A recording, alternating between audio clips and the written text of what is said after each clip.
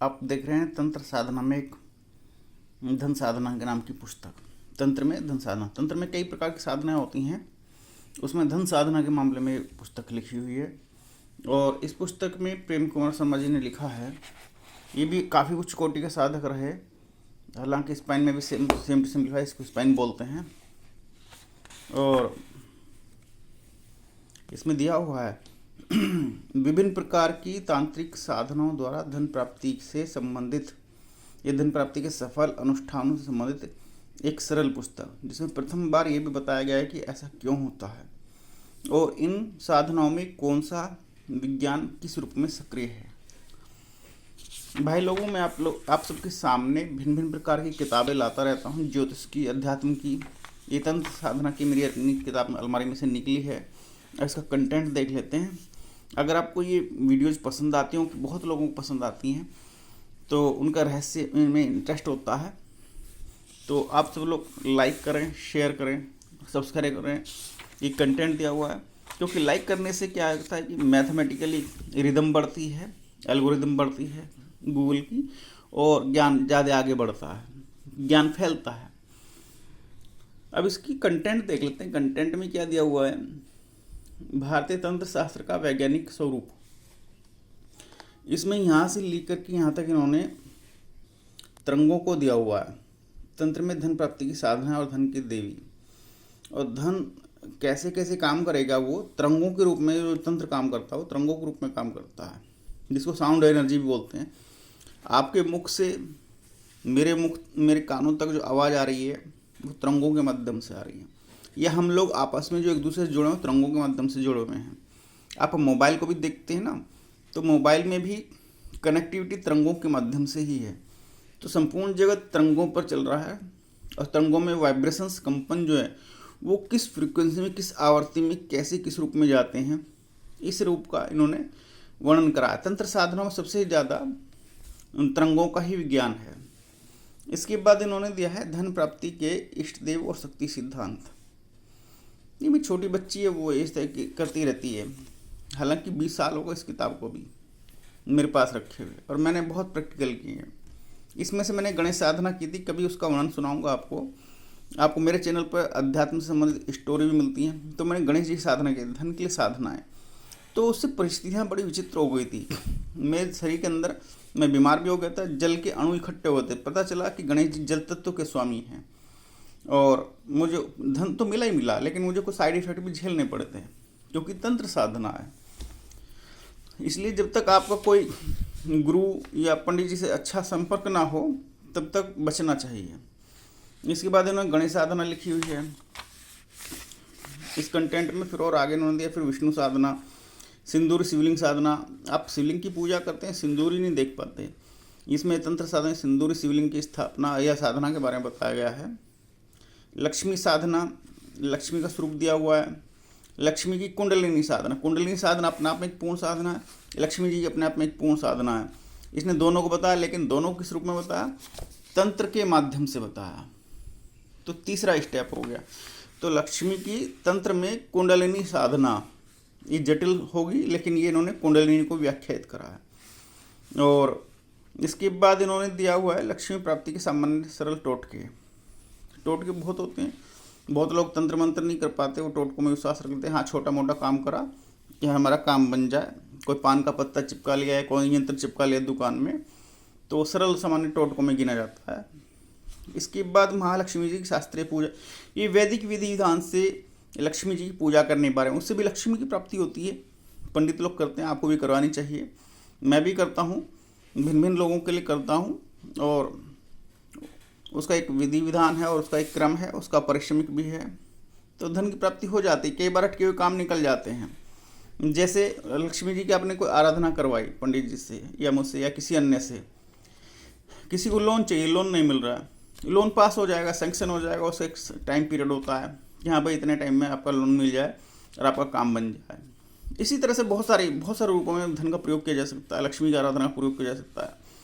पूरी किताब लक्ष्मी के बारे में ही है। जिन जिन देवी देवताओं को इसने वर्णित किया है, उन सब की आराधना साधना करने से लक्ष्मी की ही प्राप्ति होगी।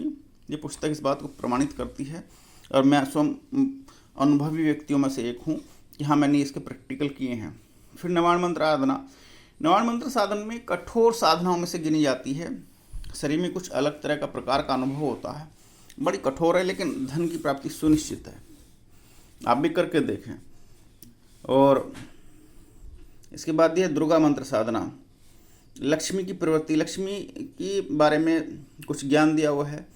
फिर महालक्ष्मी मंत्र साधना, लक्ष्मी जी के मंत्र दिए हुए हैं। देखो 4 अक्षरों का लक्ष्मी मंत्र, एक अक्षर का लक्ष्मी मंत्र, ये आसान होंगे करने में, टाइम भी कम लगेगा और लक्ष्मी प्राप्ति की संभावना पूरी बन जाएंगी। लेकिन कुछ टाइम पीरियड होता है, उस टाइम पीरियड तक आपको करना पड़ता है। फिर इसके बाद इन्होंने दिया हुआ है भाग्य दशा प्रश्नावली कुंजिका, क्योंकि भाग्य दशा में इन्होंने कुछ प्रश्नावली के माध्यम से समझाया हुआ, या ध्यान नहीं है मुझे इस टाइम पे, कि लक्ष्मी सभी को अपने अपने भाग्य के अनुसार, समय के अनुसार मिलती है। तो वो कब मिलेगी, कैसे मिलेगी, उसका वर्णन इन्होंने कुछ दिया होगा। ज्योतिष, अंक विद्या और हस्तरेखाओं द्वारा धन लाभ। अभी ये सेम बातें उसमें आती हैं जो मैंने अभी कही। धन प्राप्ति के ताबीज और यंत्र। धन प्राप्ति के ताबीज भी होते हैं, हालांकि मैंने ताबीज कोई कभी धारण नहीं करे धन प्राप्ति के, लेकिन मुझे एक शख्स ने बताया था कि उसने एक ऐसा ताबीज बनवाया था कि तंत्र के माध्यम से किसी ने तांत्रिक रूप से उसको ताबीज बना के दिया था कि वो जेब में रख के जाता था और जिससे पैसे मांगने होते उससे पैसे मांगता और पैसे मिल जाते थे। बड़ा अद्भुत उसने मुझे अनुभव बताया था। तो धन प्राप्ति के विशिष्ट तांत्रिक टोटके हैं, जो मैंने बात अभी कही वो तांत्रिक टोटकों में आ जाती है। लक्ष्मी के संबंध में कुछ विशिष्ट बातें हैं। लक्ष्मी के बारे में कहीं से भी कुछ भी ज्ञान प्राप्त हो जाए वो ग्रहण कर ही लेना चाहिए, मेरा ये मानना। उसके बाद अचल संपत्ति, मकान के योग और व्यवधान के लक्षण।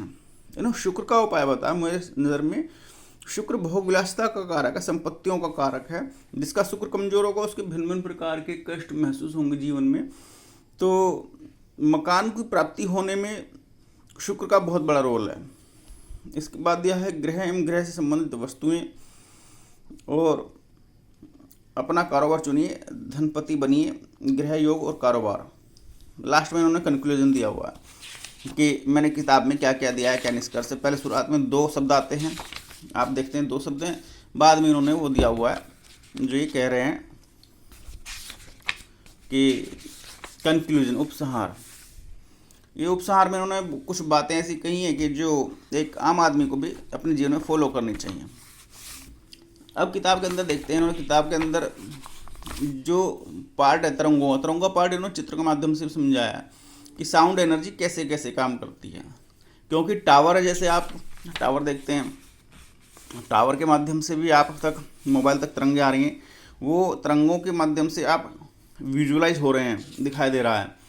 तो उसी तरह से इन्होंने बहुत सारी चीज़ दी हैं। फिर इन्होंने तरंगों के विज्ञान में ही, ये सब तरंगों का विज्ञान चल रहा है, पढ़ने लायक है, बड़ा इंटरेस्टिंग है, बहुत ज़्यादा इंटरेस्टिंग है। तरंगों को इन्होंने फिजिकली समझाया है, या कह लीजिए दूसरे शब्दों में इन्होंने फिजिकली उस चीज़ को समझाया है जो तंत्र में काम करती है।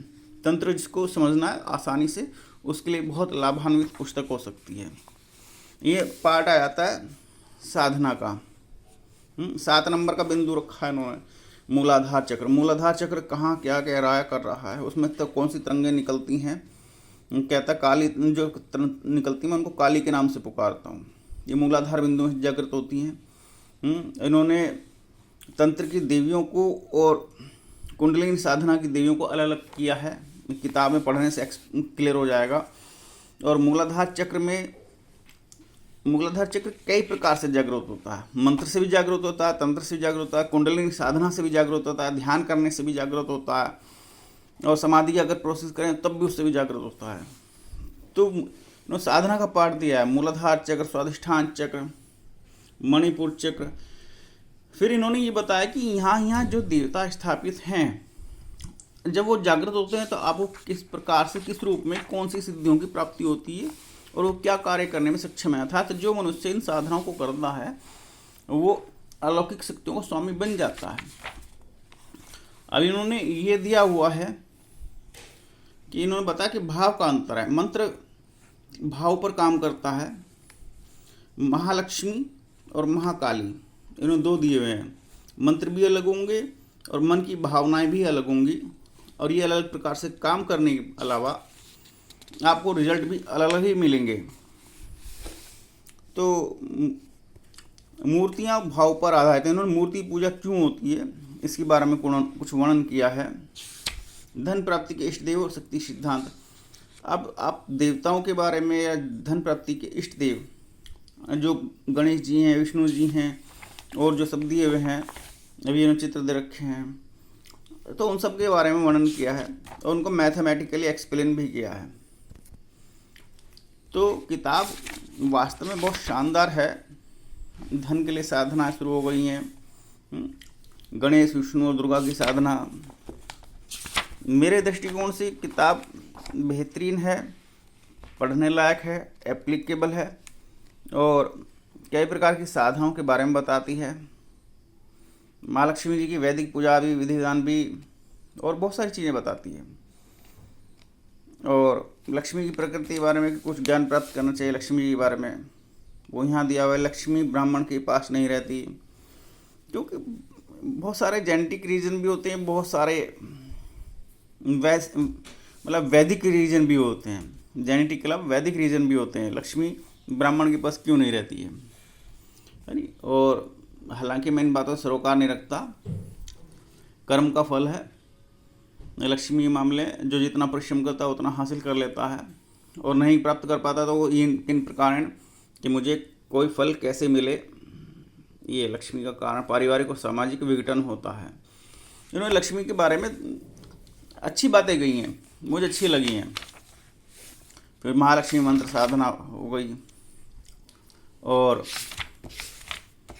आपका फिर भाग्य दशा प्रश्नावली कुंजिका, जिसमें कि उन्होंने अक्षरों के माध्यम से बताया कि कुछ अक्षर निकल के आएंगे तो उसके माध्यम से क्या फल सामने आएगा। फिर उन्होंने धन प्राप्ति के ताबीज़ और यंत्र बताएं। यंत्र ये रहे सामने, आपके काम बनते हैं, ऐसा नहीं काम नहीं होते, अटके हुए रुके हुए काम निकल जाते हैं। इसके अलावा इन्होंने यहाँ दिया है धन प्राप्ति के विशिष्ट तंत्र, तोड़ के पढ़ेंगे, अप्लाई करेंगे। ऐसे भी दिवाली आने वाली है, तो ये सब काम होली दिवाली में तंत्र का, टोने टोट का काम ज़्यादा होता है। तो मैंने तो लक्ष्मी के, मेरे हाथ में जो किताब आ गई मैंने वो सामने आपको प्रस्तुत कर दी। मेरा चैनल तो शिवांगी ज्योतिष तथा मेडिटेशन ज्योतिष ध्यान से संबंधित है, लेकिन साधना का पार्ट है, जैसे मैंने आपको दिखाया शुरुआत में, बहुत लंबा साधना का पार्ट है। तो मैंने पढ़ी और एप्लीकेबल की। तंत्र साधना में भी काफ़ी गहरा गया हूँ, लेकिन तंत्र साधना से ऊपर होता ध्यान का प्रोसेस और समाधि का। तंत्र से आपको सिद्धियाँ मिल सकती हैं, समाधि नहीं मिल सकती, लेकिन समाधि मिलेगी तो फिर वो बाकी सब चीज़ें छोड़ देगा। तो मेरे जीवन का अभिष्ट लक्ष्य जो रहा वो समाधि रहा, इसलिए मैंने बहुत सारी चीज़ें प्रैक्टिकल करता गया और छोड़ता गया। और अब वर्तमान में केवल मन यही लगता है कि भगवान शिव में और किस में भला, बाकी समाधि में। तो आपको ये पुस्तक कैसी लगी आप बताएं, और बढ़िया बेहतरीन पुस्तक है। कम से कम आप लोगों से ये उम्मीद करता हूँ कि लाइक और सब्सक्राइब कर देंगे या शेयर कर देंगे, तो ज्ञान एक जगह से दूसरी जगह तक फैल जाएगा। धन्यवाद।